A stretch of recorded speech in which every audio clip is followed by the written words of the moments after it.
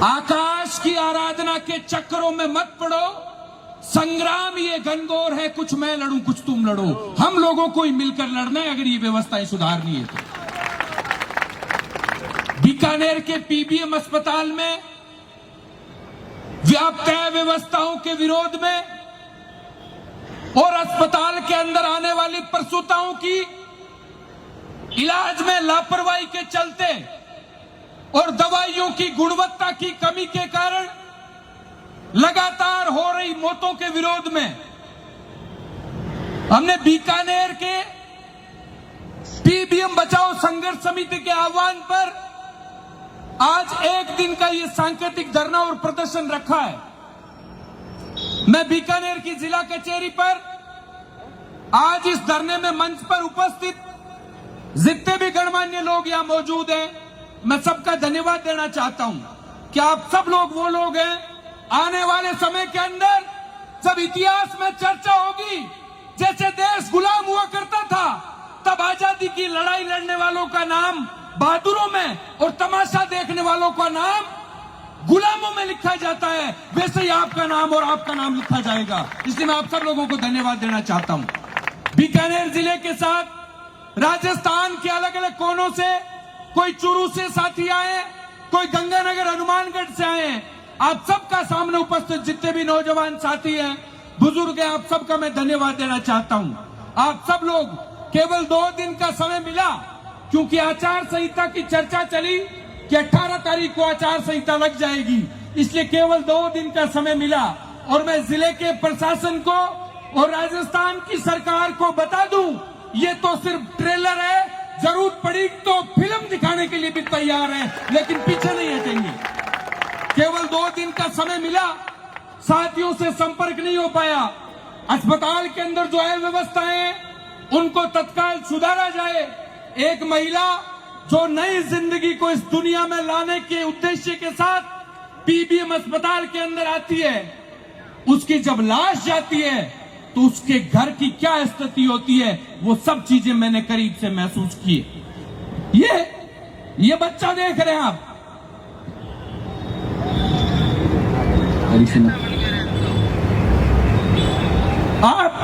आप इसको जानते हैं? ये नापा सर का है। इसकी मां अस्पताल के अंदर आई थी, अब इसकी मां का साया इसके सर से उठ गया, स्वस्थ एकदम। उसके बाद में भी अगर घरों में बैठे रहे तो आने वाला समय माफ नहीं करेगा। आज ये बच्चा अनाथ हुआ है, कल आपके बच्चे भी अनाथ होंगे, मैं गारंटी के साथ कह रहा हूं। इसलिए निवेदन करना चाहता हूं आपसे, ये लड़ाई मुझे तकलीफ किस बात की होती है? मेरा काम इस जिले के अंदर कहीं रुकता नहीं है, लेकिन लोगों का जमीन मर चुका है, लोग घरों पर सो रहे हैं, लेकिन आपके घर का कोई मरेगा तो भी रामनिवास कुकड़ा तैयार खड़ा रहेगा। ये जबान देता हूं आपको, लेकिन जमीर को जगाएं, ये निवेदन करना चाहता हूं। इसका नाम हरीश है, इसकी मां थी कमला, जो अस्पताल के अंदर आई थी एक नई जिंदगी को इस दुनिया में लाने के लिए। इलाज में लापरवाही के चलते इस बच्चे के सर से मां का साया उठ गया। हम लोग लड़े, वहां धरना दिया, प्रदर्शन किए। आप कहां थे?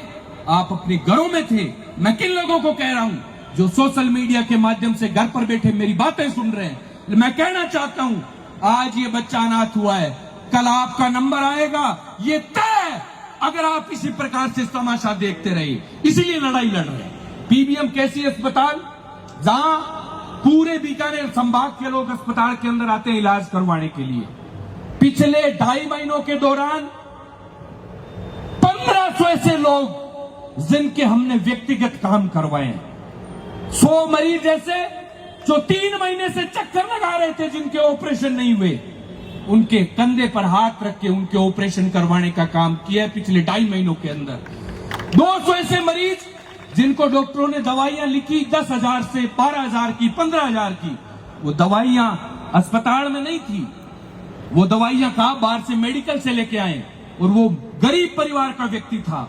अस्पताल प्रशासन से बात करके उन 200 मरीजों को वो दवाइयां अस्पताल में उपलब्ध करवाने का काम हमने किया पिछले 2.5 महीनों के अंदर। 500 ऐसे लोग जो वार्डों के अंदर पड़े थे, जिनके टाकियां पड़ गई शरीर पर, पट्टियां तक नहीं हो रही थी, उन 500 लोगों के कंधों पर हाथ रख करके उनका इलाज हमने करवाने का काम किया है। 300 ऐसे लोग जो जांचों के लिए धक्के खा रहे थे, दर दर की ठोकरें खा रहे थे, ऐसे 300 लोगों की जांचें करवाने का काम हमने इन 2.5 महीनों के अंदर किया है। इसलिए मैं कहना चाहता हूं, आपको जागरूक होना पड़ेगा। अस्पताल के क्या हालात हैं? पीबीएम केवल अस्पताल नहीं है, बीकानेर संभाग की जीवन रेखा। जब जरूरत पड़ती है आदमी भाग के पीबीएम आता है। आज हालात कैसे कर दिए? अस्पताल के अंदर सुई नहीं है, अस्पताल में ग्लव्स नहीं मिलेंगे, अस्पताल में दवाई उपलब्ध नहीं है।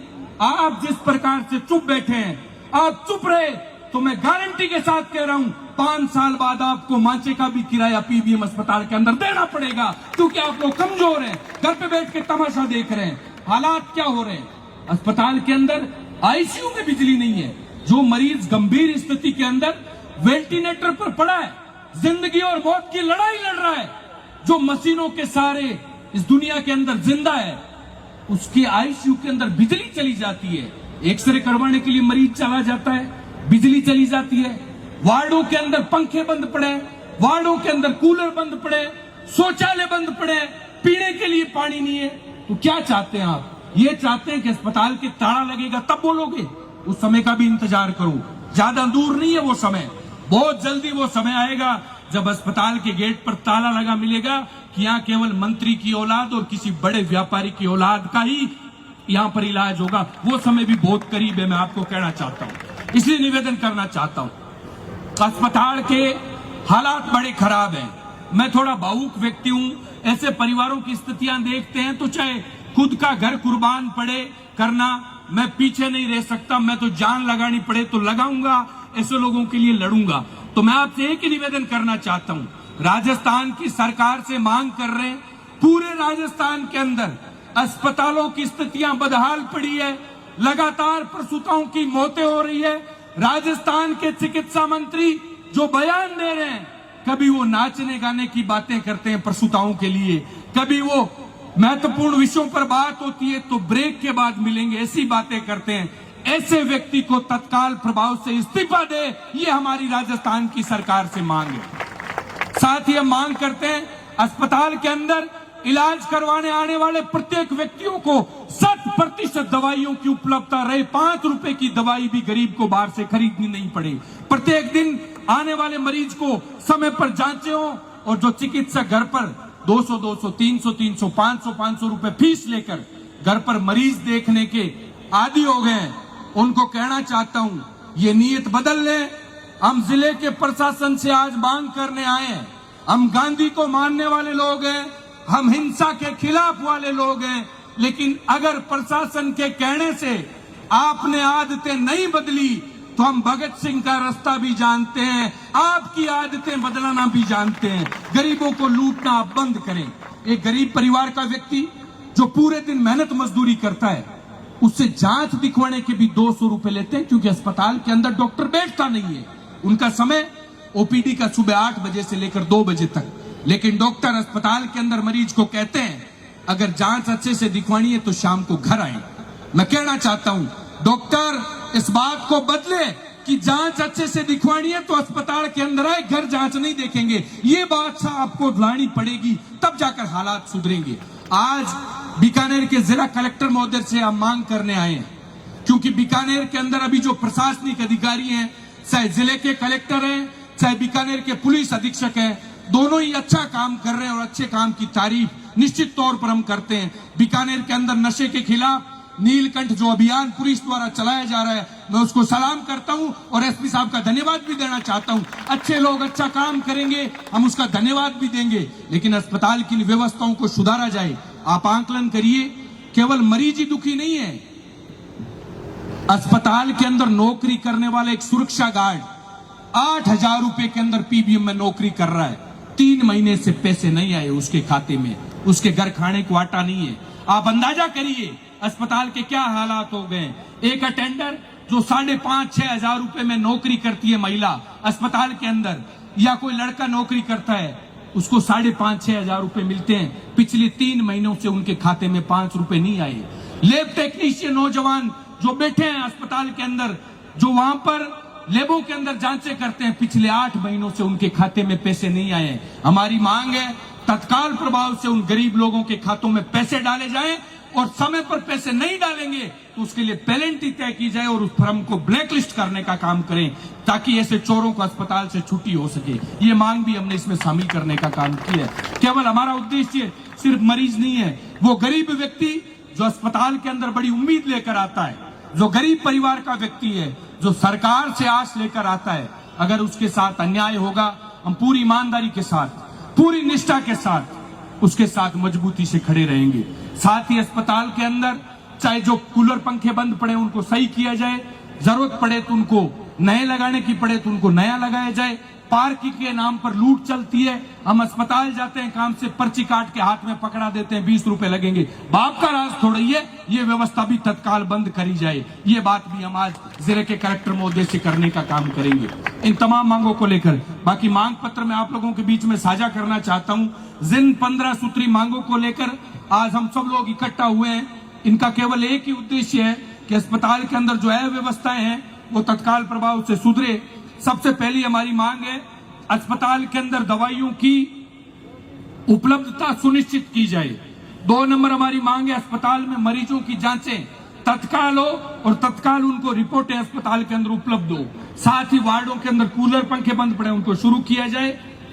और जो अस्पताल के अंदर मेडिकल सेंटर बने हुए हैं, जिनको डीडीसी बोलते हैं, ड्रग डिस्ट्रीब्यूशन सेंटर, वहां पर एक व्यक्ति रहता है, केवल हेल्पर नहीं है, वहां पर मरीजों को आधे आधे घंटा खड़ा रहना पड़ता है। वहां पर हेल्परों की भी नियुक्ति की जाए ताकि तत्काल हम दवाई लेने जाएं तो हमें दवाई वहां पर उपलब्ध हो सके। साथ ही चौथी मांग है कि पेयजल की व्यवस्था तत्काल सुधारी जाए। अस्पताल के अंदर पेयजल तक की व्यवस्था है, शौचालयों की स्थितियां सबसे ज्यादा खराब है, आदमी वहां वॉशरूम तक नहीं जा सकता, इसलिए उन शौचालयों के अंदर साफ सफाई की व्यवस्था की जाए। गार्डों के इनका समय पर वेतन दिया जाए और जो अस्पताल के अंदर दवाइयां हैं जिनकी गुणवत्ता में कमी है उसके लिए एक जांच कमेटी बनाई जाए और गुणवत्ता के अंदर सुधार किया जाए। साथ ही जो अस्पताल के अंदर केवल अधीक्षक के भरोसे आप अस्पताल नहीं छोड़ सकते, एक आईएएस अफसर की नियुक्ति की जाए जो पूरे अस्पताल को चलाने का काम करे। एक ईमानदार व्यक्ति वहां बैठा रहे ताकि इन चोरों पर नियंत्रण कर सके।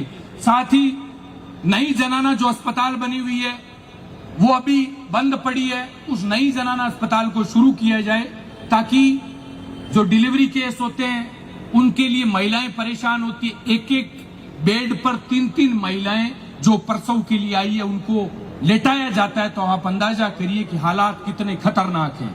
इसलिए हम चाहते हैं वो नई जनाना जो बिल्डिंग है वो तत्काल प्रभाव से शुरू हो। साथ ही जो इलाज में लापरवाही के चलते प्रसूताओं की मौतें हुई है उन परिवारों को आर्थिक मुआवजा भी राजस्थान की सरकार दे, क्योंकि उनकी गंभीरता समझे सरकार, क्योंकि उनकी लापरवाही के चलते उनके घर का परिवार का सदस्य चला गया तो सरकार आर्थिक मदद करके उनकी मदद करने का काम करे।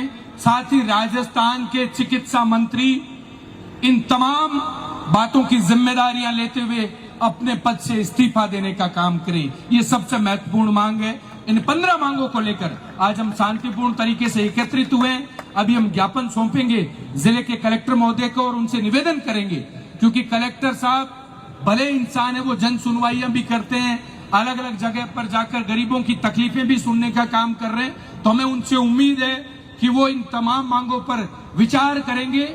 और आज सब लोगों से मैं निवेदन करना चाहता हूं कि आज ज्ञापन देने के पश्चात जाना नहीं है, परिणाम लेके जाएंगे। आप चिंता मत करें, आज आए हैं तो लाडू बंटवा के जाएंगे, खाली हाथ नहीं जाएंगे, विश्वास दिलाता हूं।